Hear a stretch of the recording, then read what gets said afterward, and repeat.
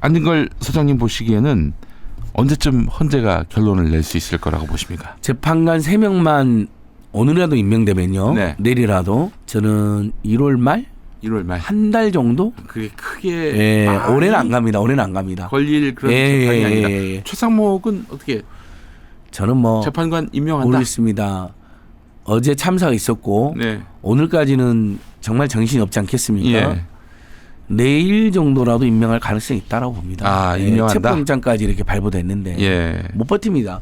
본인 스스로가 한덕수와는 다른 비교적 소장파 경제 전문가거든요. 좀 아시죠? 저는 개인적인 친분은 없는데 예. 이 사람이랑 친한 사람들 많이 알죠. 네. 그냥 비교적 최상무 보면 약간 극단주의자 이미지는 없잖아요. 예, 그렇죠. 극우 예. 강경파는 아니잖아요. 예.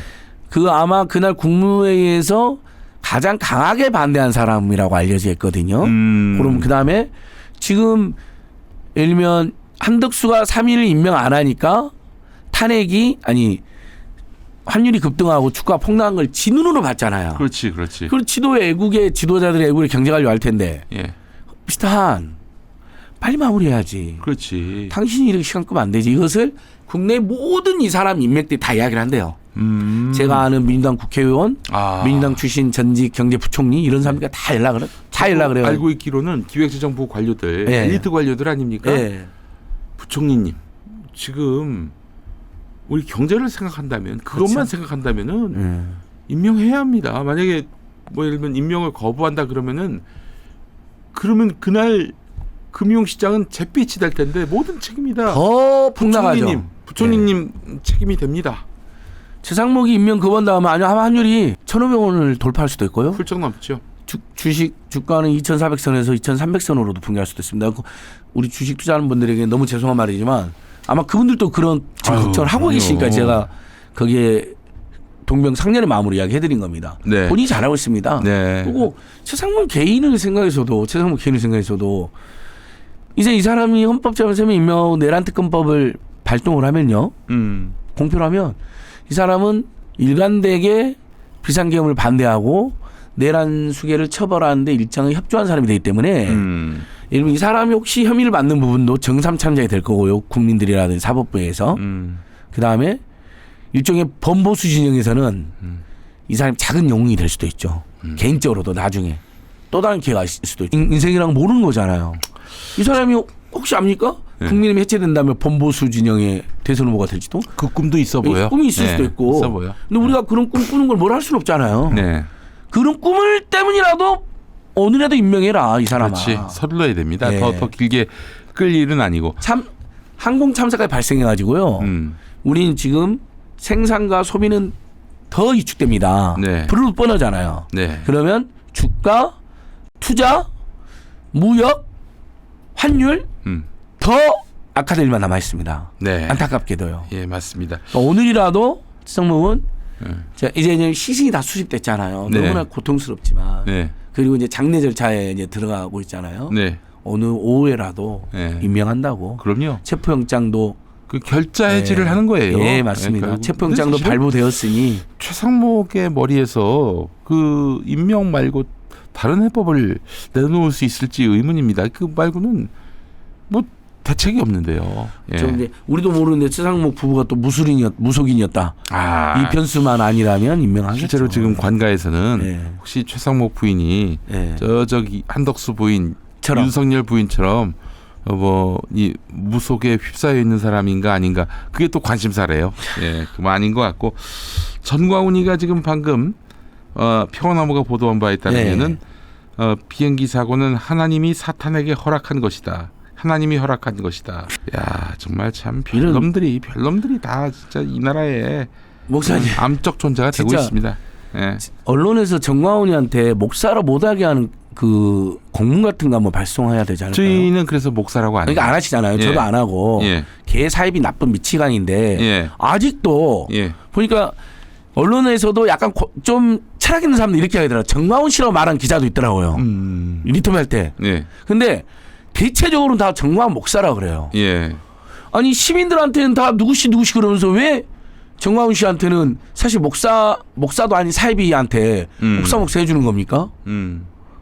글쎄 말입니다. 그것은 성직자가 특별한 종교를 받으니까 하는 거잖아요. 네. 목사나 호칭 별도로 붙여주는 것은 우리가 네. 변호사도 별도로 붙여주는 게 많잖아요. 실학 안 하고 그것은 맞습니다. 변호사법이 변호사 입장에 보면 변호사들은 인권의 옹호자로 나와 있거든요. 그러니까 저 사람 예를 들면 김남근 변호사도 우리가 김남국 변호사도 그러잖아요. 지금 네. 김남국 실학이도 된대. 예. 방송하면 김남국 변호사, 김남국 변호사 꼭 해주잖아요. 전원이라고 하든지. 그건 최소한의 사회적 존경은 없는데 정광훈이는 목사도 사이비 목사일 뿐만 아니라 성직자로서 존경은커녕 전 세계 역사상 가장 더러운 성직자, 가장 비열한 성직자란 말이죠. 성직자도 아닌 놈이란 말이죠. 맞습니다. 근데 언론들이 꼬박꼬박 목사라니 니놈들 때문에 윤석열이가 이런 쿠데타를 저지르는 그런 배경이 될 수도 있잖아. 그동안 제대로 비판단을 감시도 안 해서 부추기고 야 정쟁으로 몰아가고 양비로 몰아가고 이놈들아. 근데 정광훈이 목사라니 이 새끼들아. 정말. 아이고 저희 평화나무가 더 열심히 하도록 하겠습니다. 네. 자 오늘 그 만약에 체포영장이 발부가 돼서 집행에 들어가면 저희가 긴급 라이브를 할 예정입니다.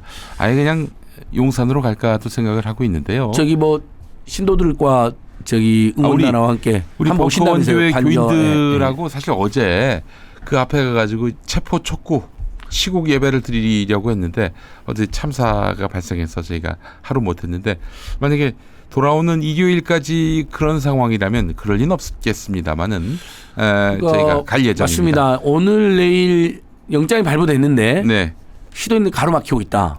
그러면 국민들께서 예를 들면 집회 신고 날 수도 있고 분명히 이제 지금 퇴진 집회가 두 종류가 있잖아요. 촛불행동이 하는 탄핵 집회가 있고 전국에 1,500개 제가 그렇게도 결성을 촉구했던 1,500개 퇴진행동이 있거든요.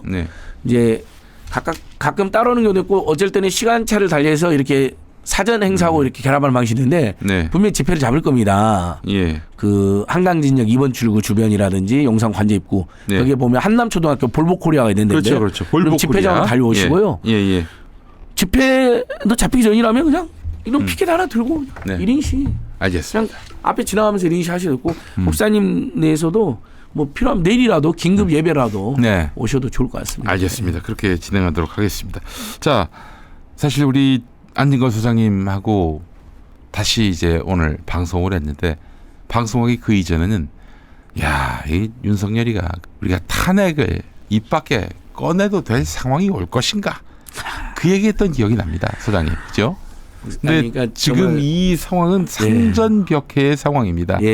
이미 탄핵이 됐고요. 저희가 그 윤석열 정권 취임 후 100일 만에 탄핵 운동 시작했을 때 촛불운동하고 그다음에 우리 김영민 목사님과 이제 뭐 변희재 씨 그룹이 또 따로 별도로 이렇게 두 그룹이 시작한 거잖아요. 그렇죠. 그다음에 서울의 소리 그룹. 어떻게 보면 세 그룹이 시작했는데 그 즈음에 제일 먼저 우리 김영민 목사님 먼저 집회를 시작했고 그다음에 촛불행동이 탄핵을 이어나갔는데 그때만 해도 성급하다, 섣부르다는 분들 많았죠. 근데 제가 김영민 TV에서 여러 말씀 그런 지적도 있을 수 있습니다.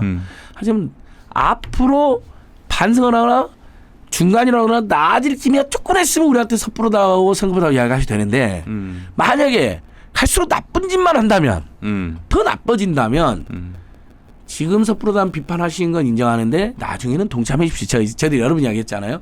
다만 마음 같아서는 올해 안에 재작년에 그다음에 또 작년에도 작년 안에 이제 우리가 이렇게 이야기를 했는데 그게 안 돼가지고 김 목사님은 안진걸 씨가 말한 시한이 지났잖아요. 이렇게 이제 핀잔 주거나 웃으면서 또 이제 농반 진반을 주신 분이 있었는데 그때도 제가 올해 여름에 그런 이야기 했던 것 같아요. 목사님이랑. 올 가을 겨울쯤에 한번 기어오지 않겠냐. 민중의 두 가지 기회가 온다고 제가 확실히 기억이 나요. 하나는 전국의 수천 개 시민단체가 2010년 다 모이고 야권이 장애투쟁에 나가면 이게 11월 2일 날 장애투쟁 첫날 했잖아요. 그리고 정말 전국의 시민들 다 모였잖아요. 거부권 거부행동 집회.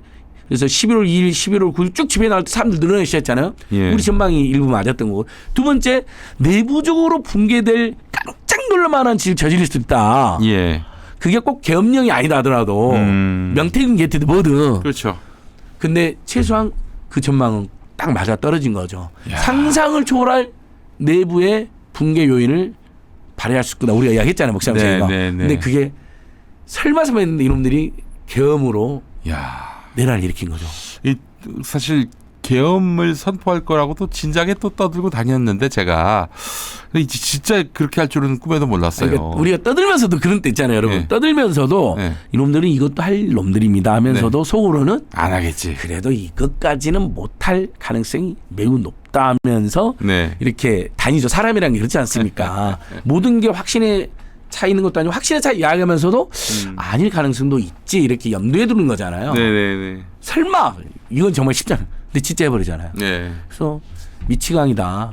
언젠가 분명히 이상한 무서운 짓을 할 거다라고. 전쟁 아니면 계엄이라고 생각했는데 둘 다 시도했던 거죠, 이놈들이. 사실은 또 우리가 그때를 돌이켜 보면은 광장에 촛불을 들고 나오는 건 다 우리 70년대생 이후 세대들이다. 예. 이전 세대들이다. 1020, 30 분들이 많이 안 보여가지고 그래서 조금 제가 그거 가지고도 저희가 좀 마음 졸이고 그랬는데, 야 이번에는 완전히 신인류들이 그 깃발을 들었고 그 야광봉을 들고 나와가지고 색색이 들고 나와서 지금 이 국면을 완전히 그들 손으로 주도했단 말이죠. 네. 이걸 보시는 감회도 남다르실 아유. 것 같아요.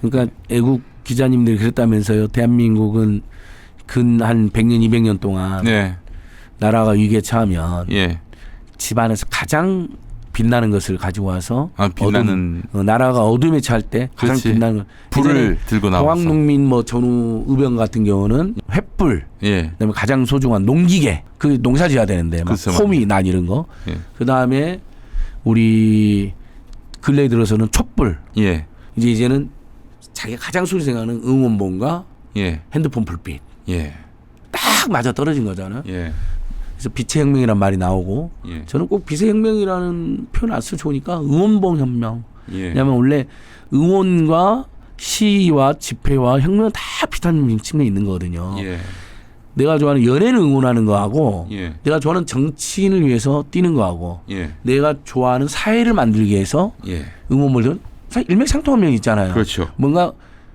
인간이 인간답게 재밌게 행복하고 건강하게 살아가는 걸 다 바라는 거거든요. 네, 자기가 사랑하는 연예인이 망하길 바라지 않잖아요. 그리고 그 연예인을 사랑하고 따라다니면서 우리가 불행하길 바라지 않잖아요. 네. 또 우리가 돈도 벌어야 연예인도 계속 음반도 사주시잖아요. 글쎄 말이에요. 영화도 봐주시고. 예, 예. 그러니까 이게 다 경제적으로도 민생적으로도 안정이 돼야 가는 일들이거든요. 그럼요. 그리고 굉장히 집단적인 거고요. 집회든 시위든 응원이든.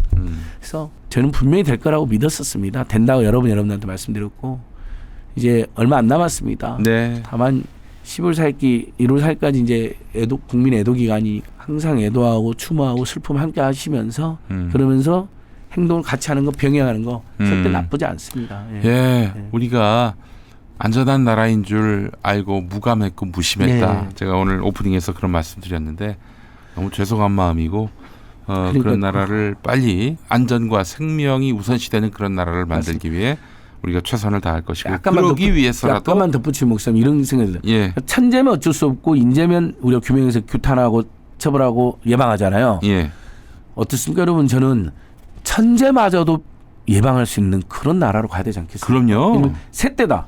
진짜 예. 어쩔 수 없는 면이 있겠죠. 네, 근데 예를 들면 세대를 정말 항공 경로에서 몰아내는 기발한 조치를 우리가 예산을 들여서라도 연구를 하고 그럼요. 왜 써야죠. 못하겠어요? 예. 할 수 있죠. 세대 쫓는 드론 같은 것도 띄워놓고 예, 한다든지 비행기를 보호하면서 네, 뭔가 있지 않겠어요? 예. 저는 그러니까 천재마저도 막아내는 정책은 국민을 사랑하고 국민을 하늘처럼 떠받드는 이민 경천, 네. 하늘을 존경하고 예, 백성을 위하는 이민 경천의 자세로 예, 그렇게 해야 한다고 생각합니다. 그다음에 예. 그다음에 여러분 애도 기간에 행동하는 게 결코 이상한 거 아닙니다. 이번에 탄핵안 표결될 때 있잖아요. 11월 예. 14일 날 예, 민주당 이기헌 의원님 예, 아버님 돌아가셨잖아요. 글쎄 말이에요. 표결하고 예, 훨씬 몇 시간 전에 돌아가셨어요. 예, 옛날 관심을 하면 거기서부터 상투 풀고 예, 엎드려서 울고 있어야 되잖아요. 그렇죠. 근데 그 큰 슬픔 참고 표결하고 가셨어요. 그거 아무도 지적 안 해요. 보수 언론마저 지적 안 했고 오히려 보수 언론이 뭐라 했냐면 언론에 보면 이렇게 나와요. 엄청난 슬픔을 참고 표결에 참석하는 의원이 있다. 네, 그러니까 애도 기간에 나쁜 짓을 하면 애도에 나쁜 하면 그것은 부끄러운 일이 될 수 글쎄 있지만 말이에요. 애도 기간에도 꼭 해야 될 행동을 하는 건 결코 충돌하는 거 아닙니다, 여러분. 같이 하시죠. 예. 네, 함께 하시겠습니다. 예. 자, 안진걸 민생경제연구소장님과 함께 한 시간이었습니다. 아, 정말 참 나라가 어려울 때 뭐 이제 깃발을 들고 혹은 촛불을 들고 나서는 문화는 이제 우리 세대로 끝나겠다 싶었는데 아니었습니다. 나라 사랑하는 마음은 노장청 남녀노소가 없어요. 정말 너무나 그런 것들이 확인되는 순간 우리가 참 이 공동체에 대한 어떤 보람과 기쁨이 넘치게 되는데 뜻하지 않게 제주항공 여객기 참사로 인해서 고통받으시는 분들의 마음을 헤아리면서 더 안전하고 건강한 나라 만들기 위해 우리가 뜻을 모아야 하겠습니다. 오늘 방송 중에 윤석열 체포영장 청구 소식이 전해졌는데 발부가 어렵지 않을 것이고요. 다만 집행하는 과정에서 일부 저항이 있는 것은 아닌가 염려가 되는데 서울 도심에서 그것도 한남동에서 12 때 똑같이 그 한남동에서 충돌이 있었잖아요. 그런 일이 없이 순조롭게 내란의 수괴가 체포되는 그런 상황을 우리가 맞이했으면 좋겠습니다. 함께 응원해 주시면 감사하겠습니다. 체포와 함께 사형으로 가야 됩니다. 네. 사형으로 가야죠. 사형으로 가야 됩니다. 딱 한 번만 사형합시다. 아니 여러분. 내란뿐만 아니라 외환까지 저질렀는데 넘어가면 안 되죠. 이거 본보기를 위해서 우리가 전두환이 사형 못 시켜가지고 맞습니다. 오늘의 이런 고통을 또 당하는 거 아니겠습니까? 반드시 역사의 심판이 내려져야 하겠습니다. 자, 소장님 너무 감사하고요. 초대 감사합니다. 네, 저희는 또 내일 다시 오겠습니다. 고맙습니다. 애청자 여러분 또 뵙겠습니다.